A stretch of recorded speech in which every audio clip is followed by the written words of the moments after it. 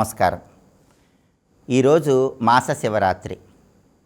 మార్గశిర మాసంలో వచ్చేటటువంటి మాస శివరాత్రి సందర్భంగా ఈశ్వరుణ్ణి ప్రత్యేకమైన విధి విధానాలతో అర్చన చేయటం ద్వారా శివానుగ్రహానికి ప్రతి ఒక్కరూ సులభంగా పాత్రులు కావచ్చు.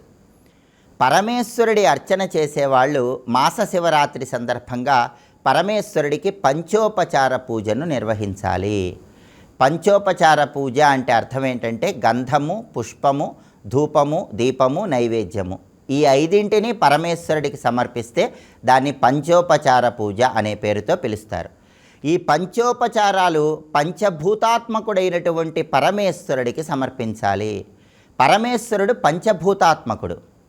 పరమేశ్వరుడి రూపాన్ని మనం పరిశీలిస్తే శిరస్సున ఆయన గంగను ధరించి ఉంటాడు, అది జలతత్వానికి సంకేతం. అలాగే చేతిలో అగ్నిని ధరించి ఉంటాడు, అది అగ్నితత్వానికి సంకేతం. అదేవిధంగా పరమేశ్వరుడు చేతిలో ఢమరుకాన్ని పట్టుకొని ఉంటాడు, ఆ ఢమరుకం మోగించినప్పుడు ఓంకారనాదం వస్తుంది, అది ఆకాశతత్వానికి సంకేతం. పరమేశ్వరుడు ఎప్పుడు శ్మశానంలో ఉంటాడు, అది భూతత్వానికి సంకేతం. అలాగే పరమేశ్వరుడు తన జటాజూటాన్ని అటు ఇటు కదిలించినప్పుడు మేఘాలు కదిలి వర్షాలు కురిసి పంటలు పండుతాయి.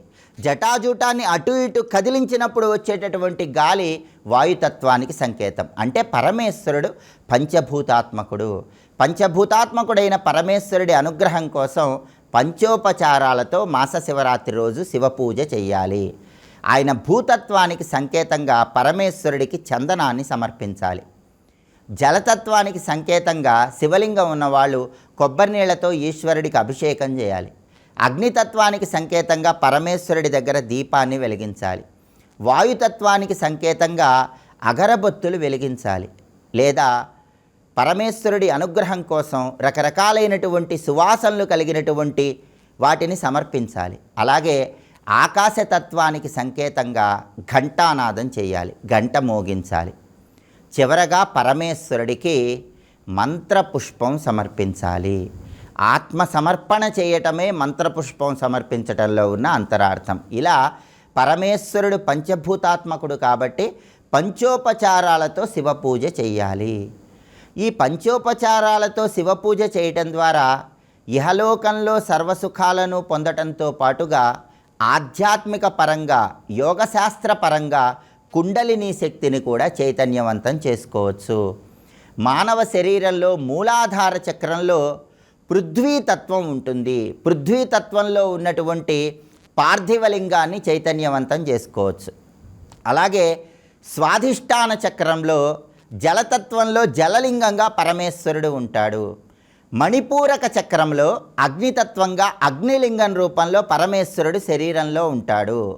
అలాగే విశుద్ధి చక్రంలో వాయుతత్వంతో వాయులింగంగా పరమేశ్వరుడు ఉంటాడు.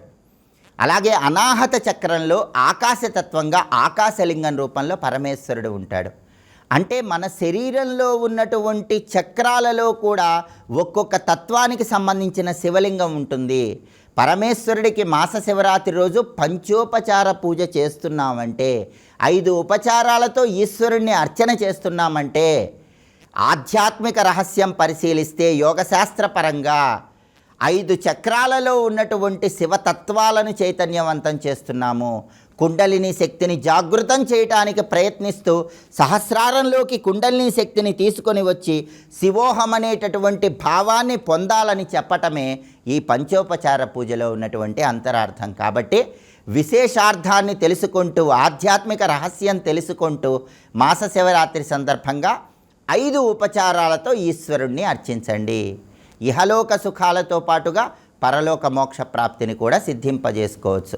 అలాగే మాస శివరాత్రి సందర్భంగా మంత్రశాస్త్రపరంగా ఏ మంత్రాలు చదువుకుంటే శివానుగ్రహం సులభంగా కలుగుతుందో ఇప్పుడు మనం పరిశీలిద్దాం. ఓం నమో భగవతే రుద్రాయ, ఇది మొదటి మంత్రం. రెండో మంత్రం శ్రీ శివాయ మహాదేవాయ ఐశ్వర్యేశ్వరాయ నమః, ఇది రెండో మంత్రం. ఈ 2 మంత్రాలు చదువుకుంటూ శివాభిషేకం చేసిన, శివపూజ చేసిన శివానుగ్రహం వల్ల విశేషమైన శుభ ఫలితాలు కలుగుతాయి. కాబట్టి మాస శివరాత్రి సందర్భంగా ఈశ్వరుడికి సంబంధించిన ఏ 2 మంత్రాలు జపించుకోవాలో ఇంకొకసారి చూద్దామా మరి. ఓం నమో భగవతే రుద్రాయ శ్రీ శివాయ మహాదేవాయ ఐశ్వర్యేశ్వరాయ నమః మంత్రజపం చేయండి. శివానుగ్రహానికి సులభంగా పాత్రలు కండి. స్వస్తి.